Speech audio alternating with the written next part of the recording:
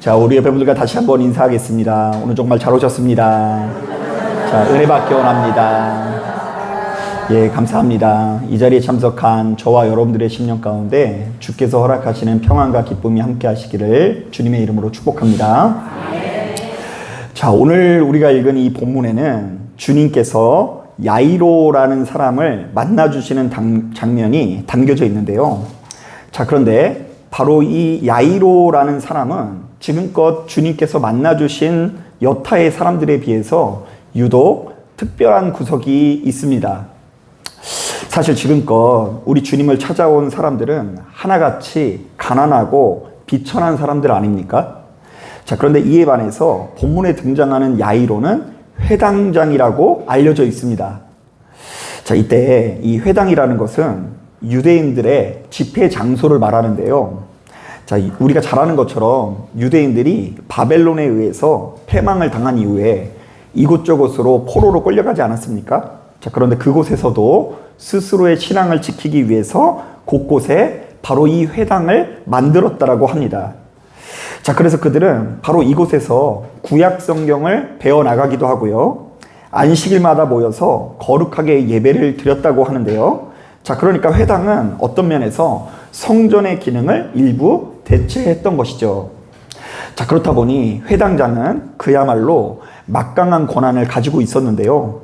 자, 이른바 그들은 공공 예배를 주관하면서 성경을 직접 낭독하거나 기도를 하기도 하고요. 그리고 무엇보다 회당 내의 모든 시설, 특히 그들이 가장 신성시 여기는 두루마리 성경을 수호하는 임무를 가지고 있었다고 합니다. 자, 그런데 이렇게 대단한 회당장 야이로가 찾아와서 예수님의 발 앞에 엎드리게 되는데요. 자, 왜냐하면 야이로에게는 12살 된 외동딸이 있었는데 바로 이 딸의 생명이 몹시도 위독했기 때문입니다. 자, 아마도 야이로는 지금껏 자신의 사랑하는 딸을 살리기 위해서 이런저런 방법을 다 취해봤을 것입니다. 자, 훌륭한 의사에게 찾아가서 치료를 받기도 하고요. 좋다고 하는 약들을 먹여도 보았을 것입니다. 하지만 그 어떤 치료에도 불구하고 야이로의 딸은 서서히 증세가 악화되어 갑니다. 자, 그리고는 이제 생명이 경각에 이르게 됩니다. 자, 그러자 바로 이때 생각난 사람이 누구일까요? 예, 우리 주님이십니다. 자, 사실 그동안 야이로는 예수님에 대한 소문을 이곳저곳에서 들어왔거든요. 그분께서 나병 환자를 고치시고 중풍병자를 고치시고 심지어 나인성에 있는 과부의 아들을 살리셨다는 이야기를 듣게 됩니다. 자, 그렇기 때문에 야이로는 정말 지푸라기라도 잡는 심정으로 이번에는 우리 주님께 찾아가 이렇게 애원합니다. 주님, 제발 저희 집에 오셔서 제 딸을 살려주시옵소서. 사실 여러분, 우리가 좀만 생각해봐도 이러한 부탁을 하는 게 생각보다 쉬운 일은 아닌데요. 자, 왜냐하면 회당에 출입하는 바리새인들이나 서기관들은 예수를 좋아해요, 안 좋아해요? 안 좋아해요. 예, 별로 안 좋아하죠. 별로 안 좋아하는 상황에서 그 모든 체면을 무릅쓰고 예수 앞에 발을 엎드린다라는 것은 쉬운 일이 아닙니다. 자, 그런데 바로 이때 계산이 빠른 사람들 입장에서는 바로 지금 이 순간이 너무나 좋은 기회처럼 느껴질 수 있는데요. 왜냐하면 지금 우리 주님을 초청한 사람이 바로 회당장이기 때문입니다. 다시 한번 말하지만 회당장은 그 지역에서 덕망 있고 인정받는 사람이에요. 가장 힘 있는 사람 중에 하나였습니다. 자, 그렇다 보니 예수께서 바로 이런 사람의 집에 가서 그의 딸을 고쳐낸다고 한다면 그분의 사역에 얼마나 큰 도움이 되겠습니까? 자, 바로 이 기회를 잡기만 하면 우리 예수님에게 탄탄대로가 펼쳐질 것이 분명해 보입니다. 자, 그런데 바로 이런 상황에서 우리 예수님께 아주 의외의 사건이 벌어지게 되는데요. 자, 43절을 보니까 무려 12년 동안 혈루증을 앓고 있던 여인이 주님의 옷자락에 손을 대었다라고 기록되어 있습니다. 자, 이때 혈루증은 피의 유출이라는 뜻으로 자궁출혈병을 말하는데요. 자, 이것은 당시 기준으로 볼 때 너무나 기분 나쁜 병이 아닐 수 없습니다. 자, 왜냐하면 레위기 15장을 보면 월경하는 여인은 부정하니 사람들과 접촉하지 말라는 규정이 있기 때문인데요. 그렇다 보니 당시 사람들은 하혈을 하는 여인은 부정하게 여기고요.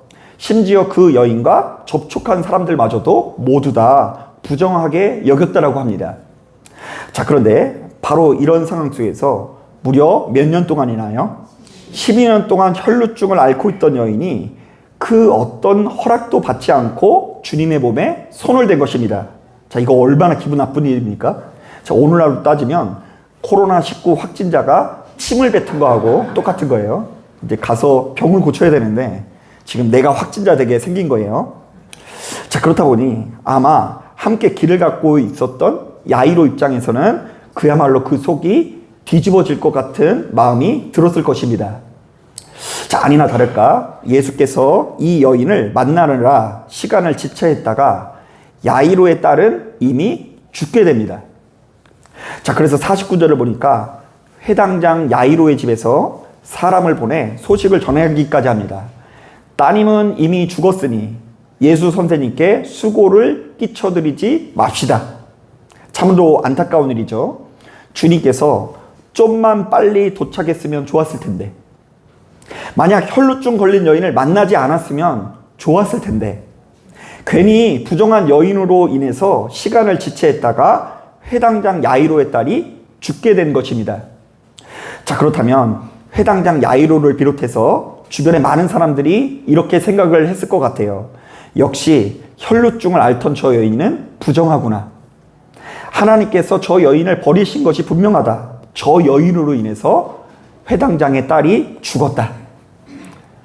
하지만 오늘 우리가 읽은 본문을 보니 전혀 의외의 장면이 펼쳐지는데요. 자, 우선 48절을 보니까 예수께서는 허락 없이 옷자락을 만진 여인을 나무라지 않고 이렇게 말씀하십니다.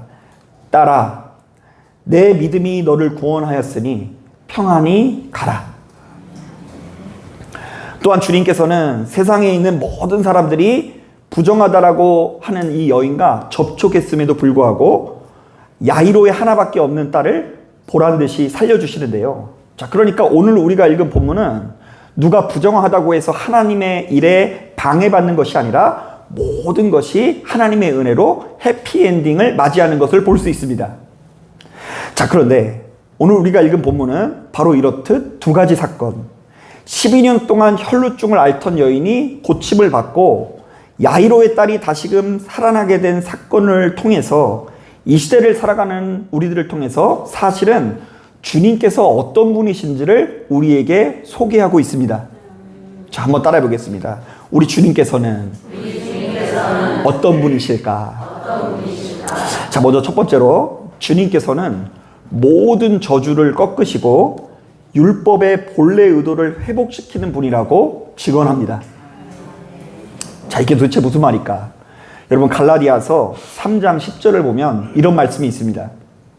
무릇 율법 행위에 속한 자들은 저주 아래에 있나니 기록된 바 누구든지 율법 책에 기록된 대로 모든 일을 항상 행하지 아니하는 자는 저주 아래에 있는 자라 하였습니다.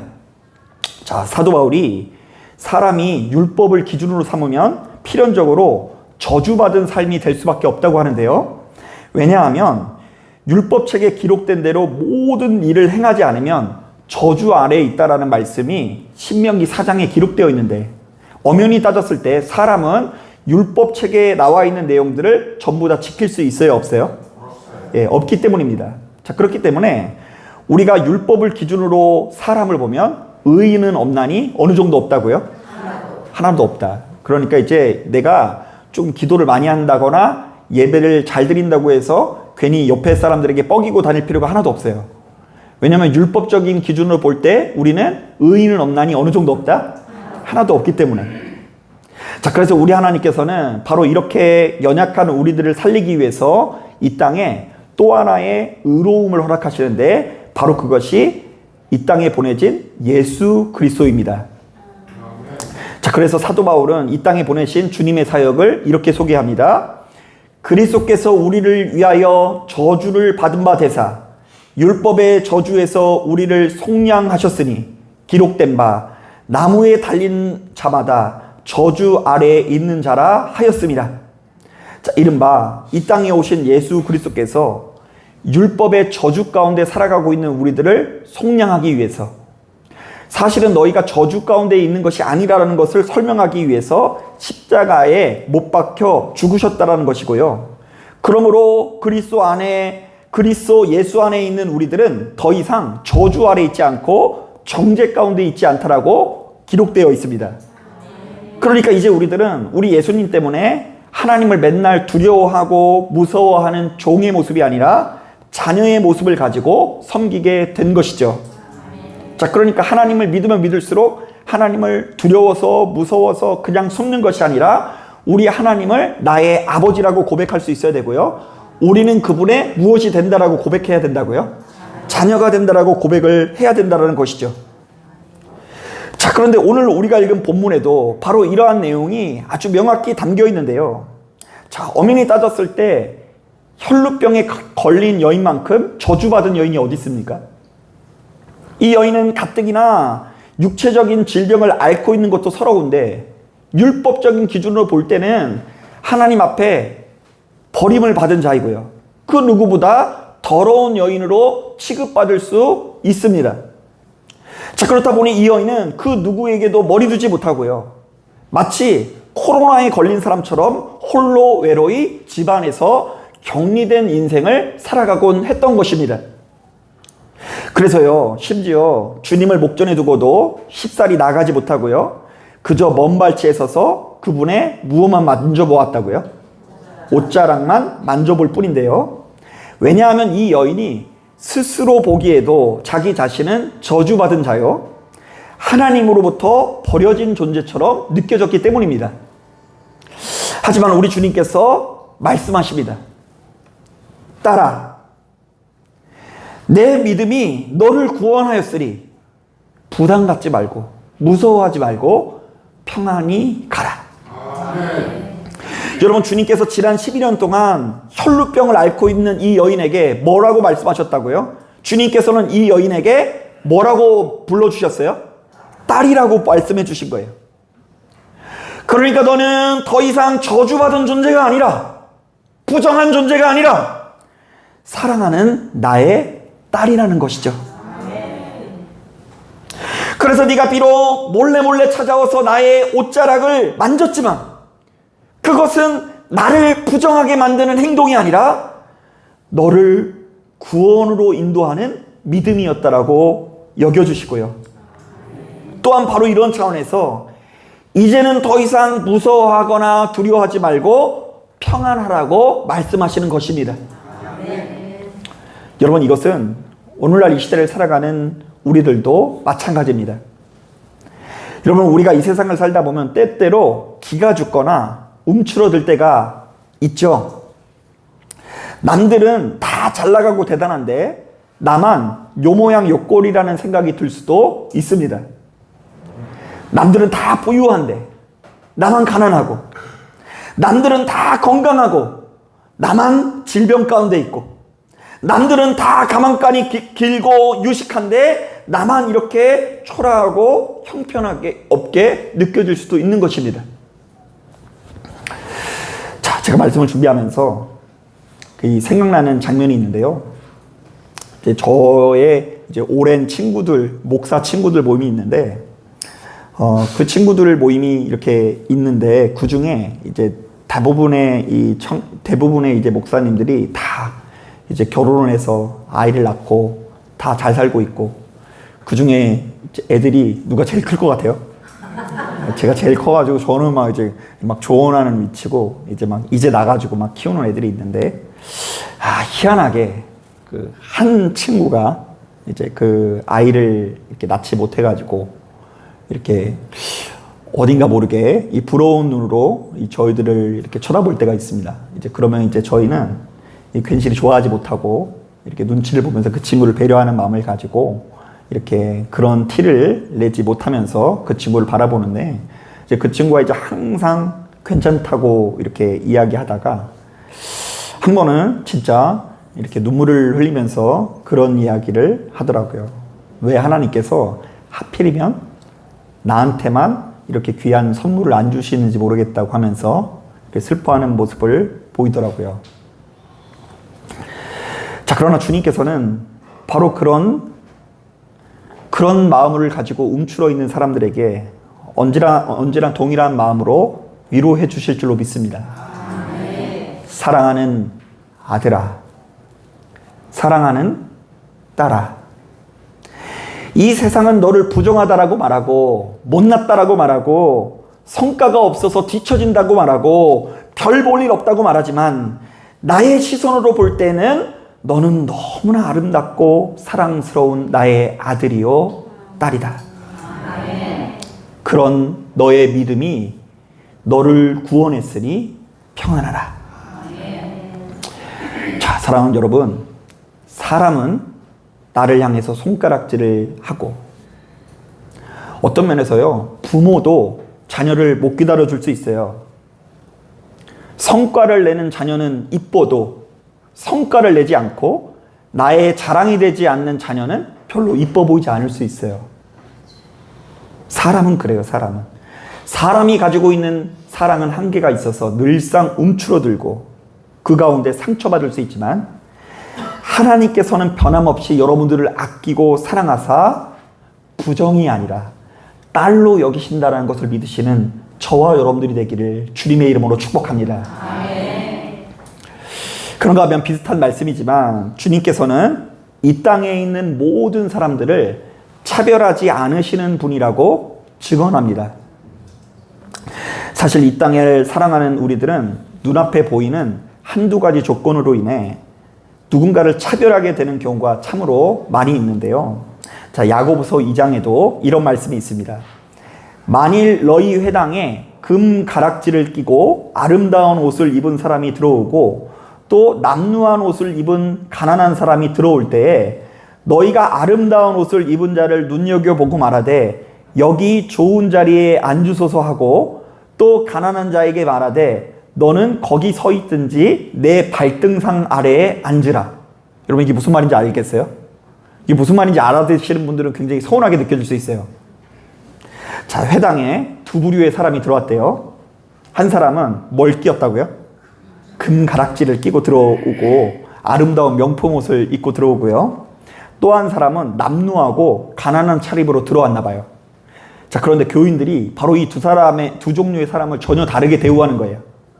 자, 아름다운 옷을 입은 자에게는 좋은 자리에 앉으소서 이렇게 이야기하고요. 남루한 옷을 입은 자에게는 발등상 아래에 앉으라 이렇게 얘기했대요. 그러니까 저기 구석에 가서 어떻게 하고 있으라고요? 어떻게 하세요? 평소에 많이 해보신 말씀인가 봐요. 이제 잘 나가는 이렇게 사람들 앞에서는 좋은 자리에 앉으소서. 잘 나가는 아들과 딸은 얘가 내 자녀입니다. 얘가. 근데 별로 형편없는 자녀들은 어떻게 한다고요? 저희 구석에 가서? 여러분, 자녀들에게 그렇게 얘기하면 안 돼요. 자녀들 이미 다 알고 있어요. 얘기 안 해도. 그냥 쳐다만 봐도 알고 있다고요. 나를 하찮게 여기고 있다라는 거. 자, 그러니까 하나님의 말씀을 배우는 회당에서조차 돈 있고 힘 있는 사람만 대우하고 돈 없고 힘 없는 사람은 그 어떤 대우도 받지 못했다라는 것입니다. 자, 그런데 엄연히 따졌을 때 오늘 본문도 사실 그런 관점에서 접근해 볼 수 있는데요. 자, 오늘 본문을 보니까 한쪽은 무려 12년 동안 혈루병을 앓았다라는 여인이 등장하죠. 그리고 또 한쪽에서는 누가 등장합니까? 회당장 야이로가 등장합니다. 자, 그런데 공교롭게도 이 두 사람이 동시에 우리 주님을 의지합니다. 자, 혈루병을 앓고 있는 여인도 주님의 곁에 있다가 몰래 그분의 뭘 만져요? 옷자락을 만지고요. 그리고 회당장 야이로도 역시 우리 주님 앞에 납작 엎드려 도우심을 요청합니다. 자, 바로 이런 상황 속에서 당시 사람들은 바로 이 두 부류의 사람 중에 하나님께서 누구에게 응답하신다고 생각했을 것 같아요? 네, 좀 예를 들어 볼게요. 여러분, 제가 기도하는 제목이 있고, 그리고 이제 생전 교회를 처음 온 사람이 하는 기도 제목이 있어요. 하나님께서 저의 기도 제목을 응답하실 것 같아요? 교회에 새로 오신 분의 기도 제목에 응답하실 것 같아요? 이렇게 냉정하셔가지고 그냥 새로 오신 분 막 기도만 들어주실 거라고 생각하고. 네, 여러분, 교육이 잘 돼서 그래요. 그런데 이제 새로 오신 분의 기도를 정확히 말하면 들어주시는 게 아니라 제 기도든 새로운 분이 기도든 하나님께서는 차별을 한다 안 하신다? 차별을 안 하신다. 그러니까 목사라고 해서 목사가 막 하루에 3번씩 기도한다고 해서 더 사랑하고 방탕하게 이 탕자처럼 살다 돌아온 사람들은 사랑하지 않고 하나님께서 그런 분이 아니라는 거예요. 바로 이런 상황 속에서 사람은 사람을 차별하지만 하나님께서는 어떤 경우에도 부유한 자든 가난한 자든 못난 자식이든 잘난 자식이든 차별하지 않고 동일하게 대우하신다라는 것입니다.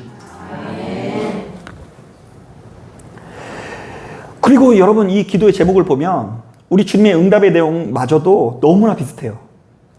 내 믿음이 너를 구원하였다. 한쪽만 믿음이라고 여기지 않고 양쪽 다 무엇으로 여겨주셨다고요? 믿음으로 여겨주세요. 혈루병을 걸린 여인도 너도 가지고 있는 게 믿음이다. 회당장에게도 네가 나에게 나오는 것이 참 어려울 텐데 나오는 그 모습이 참 믿음으로 보인다. 여러분 로마서 10장에도 이와 비슷한 말씀이 있습니다. 유대인이나 헬라인이나 차별이 없음이라. 한 분이신 주께서 모든 사람의 주가 되사 그를 부르는 모든 사람에게 부요하시도다. 누구든지 주의 이름을 부르는 자는 구원을 받으리라. 자, 예수께서 이 땅에 오시기 이전에는 무수히 많은 사람들이 우리가 하나님과 친밀히 교제하려면 그에 걸맞는 자격과 공로가 있어야 된다라고 생각을 했었어요. 그리고 우리가 하나님께서 받으실 만한 훌륭한 조건들을 충분히 갖추고 있을 때에 하나님께서 그런 사람들의 기도를 응답하신다고 생각했습니다. 그래서 저 같은 경우도 부끄럽게도 하나님의 응답을 받기 위해서 무려 40일을 무엇인가로 채운 적이 있어요. 차마 외식한 것 같아서 얘기를 안 하려고 하는데 40일간 기도로 태워본 적도 있고 헌금으로 채워본 적도 있고. 그런데 이제 제가 헌금을 드리거나 기도를 하는 목적은 뭐예요? 나의 기도의 응답이 이루어질 걸 기대하고 이걸 보시고 이 헌신과 수고를 보고 하나님 응답하시옵소서. 자, 반면에 여러분 누군가 큰 불행을 경험한다거나 뭔가 좋지 못한 병을 앓고 장애라도 겪게 되면 뭔가 죄 지은 것이 있겠지 하면서 하나님께 버림받은 자로 여기기 십상이고요. 그리고 뭔가 하나님 앞에 믿음이 좋아 보이지 않는 태도, 하나님 앞에 뭔가 기도하지 않는 태도를 볼 때에 저 사람의 기도는 하나님께서 응답하시지 않을 거라고 여기는 분위기가 우리에게 묘하게 있는 것이 사실입니다. 자, 그러나 하나님께서는 우리들의 시각으로 정말로 그 정도에 머무시는 분이 아니라 하나님의 사랑은 너무나 크고 위대해서 모든 사람들을 차별하지 않으신다는 것인데요. 이른바 하나님께서는 모든 자격과 조건들을 초월해서 우리 모두를 아끼고 사랑하시기 때문에 누구든지 주의 이름을 안 불러서 문제지. 주의 이름을 진심으로 부르기만 하면 구원을 얻게 될 거라고 말씀하십니다. 아멘. 잘난 사람이나 못난 사람이나 동일하게 사랑하셔서 누구든지 주의 이름을 부르는 자는 구원을 얻게 될 것이다. 자, 그러니까 이제 우리들은 주어진 자리에서 무엇을 해야 된다고요? 누구의 이름을 부르면 된다고요? 주의 이름을 부르면 되는 거예요. 괜히 앞에 있는 목사님한테 인정받으려고 무엇인가를 억지로 노력할 필요도 없고 주변 사람들 앞에서 정말로 능력 있는 사람인 것처럼 이렇게 보이려고 스스로를 포장할 필요도 없어요. 제가 일전에 한번 말씀을 드린 적이 있는데 목회하다가 한 성도님이 막 씩씩거리면서 화를 내면서 저한테 얘기를 하신 적이 있어요. 아니 목사님 왜 이렇게 안 알아주세요? 내가 이렇게 헌금 생활을 잘하고 내가 이렇게 하나님 앞에 헌신하면 그래도 저를 좀 우대해 주셔야 되는데 왜 이렇게 안 알아주세요? 그래서 제가 그걸 듣자마자 원래 좀 하고 싶은 말이 나중에 생각나는데 그때 이제 생각이 잘 나가지고 그렇다면 감사하십시오. 제가 그런 걸 가지고 우대를 안 하니까 얼마나 깨끗한 종입니까? 이렇게까지는 아니더라도 이렇게까지는 아니더라도 그렇다면 그것은 감사할 제목인 것 같다라고 이렇게 말씀을 드린 적이 있어요. 여러분, 우리가 신분 고하를 막론하고 주님께 납작 엎드릴 때, 또한 그분의 옷깃이라도 만지기 위해서 끝없이 노력할 때에 주님께서는 바로 그 정성과 수고를 보시고 사랑의 마음을 품어주셔서 그 어떤 차별도 없이 우리에게 응답하실 것을 믿으시길 바랍니다. 사랑하는 여러분, 하나님께서는 차별하지 않으시는 주님이십니다. 우리가 이 세상에는 엄청난 환난과 고난을 당하나 이 자리에서는 바로 대가 없이 조건 없이 차별 없이 나를 아끼시는 하나님의 사랑을 경험해야 될 줄로 믿습니다. 실제로 이제 저도 목회 현장에서 바로 그러한 은혜를 많이 경험하는데요. 얼마 전에 친구 중에 한 명이 저한테 이런 질문을 한 적이 있어요. 야, 너는 목회하는 게 좋아? 이렇게 물어보더라고요. 그래서 제가 글쎄 좋은지는 잘 모르겠네 그랬어요. 근데 솔직히 말하면 뭐 목회하는 게 마냥 좋고 막 그런 건 아니에요. 막 좋을 때도 있고 안 좋을 때도 있고 그러죠. 그런데 이제 그거는 대답 못 했는데, 근데 이제 목회하면서 뭐가 어떤 때 제일 좋은 것 같아? 이렇게 물어보더라고요. 근데 제가 이제 그때 딱 바로 생각난 게 진짜 답이잖아요. 그래서 이제 뭔 얘기를 했냐면, 아무도 없는 예배당에 혼자 나오는 것 자체가 좋아. 이렇게 얘기를 했어요. 아무도 없는 예배당에. 그러니까 이제 아무도 예배당 안 오면요, 저희 교회 되게 깜깜하거든요. 근데 이제 깜깜한데 그 깜깜한 와중에 벌써 공기가 달라요. 제가 하나님이 나를 아끼고 사랑하신다는 걸 믿어서 그런지 왠지 하나님께서 나를 안아주시는 것 같아서, 이제 제가 많이 부르는 찬양이 혼자 있으면 따스한 성령님, 제가 혼자 부끄러워서 찬양을 못 하겠는데 하나님께서 따뜻하다, 성령께서 따뜻하다는 그 찬양을 이렇게 부릅니다. 그리고 어쩔 때는 이제 소리내서 기도하다 가고, 어쩔 때는 그냥 앉아있다 가고, 어쩔 때는 이 새벽 예배 드리고 나서 너무 졸려가지고 알딸딸 해가지고 졸다 가기도 하고 그러는데, 지금 내가 이 기도처가 있어서 언제든 하나님께서 나를 맞아주시는 그 기도처에 가서 하나님께서 나를 안아주신다라는 그 경험이 그냥 놀랍고 행복하게 느껴져요. 실제로 이제 제 주변에는 목회를 안 하는 친구들도 있어요. 그런데 이제 예배를 안 드리고 교회를 섬기지 않는 그 시간들이 한 주, 두 주, 한 달, 뭐 1년 이렇게 쌓이면서 이렇게 팍팍해지거든요. 근데 기도하는 것 자체가 어색하게 느껴지고 자기 스스로도 자기들이 굉장히 건조해지는 것 같대요. 자, 그런데 이제 그래서 가끔씩은 너무 답답할 때 어딘가로 가서 이렇게 충분히 기도하고 싶은데 자신들에게는 기도처가 없다, 뭐 이런 얘기를 들은 적이 있어요. 자, 그런데 여러분, 하나님의 사랑을 경험할 수 있는 기도처가 있다는 것 자체로 참 행복한 일인 것 같죠? 네, 그거 누리라는 거예요. 어떤 사람이요? 12년 동안 혈루증을 겪어서 이 세상에서 못난 사람, 부족한 사람, 부정한 사람이라고, 저주받은 사람이라고 손가락질을 받는 사람에서부터 회당장에 이르기까지 모든 사람이 하나님의 조건 없고 대가 없는 사랑을 충분히 경험하시고, 자신도 역시 바로 그 사랑을 가지고 주변의 많은 사람들을 이렇게 대우하시고 환대해 주실 수 있는 여러분들 되시기를 주님의 이름으로 축복합니다. 자, 기도하겠습니다.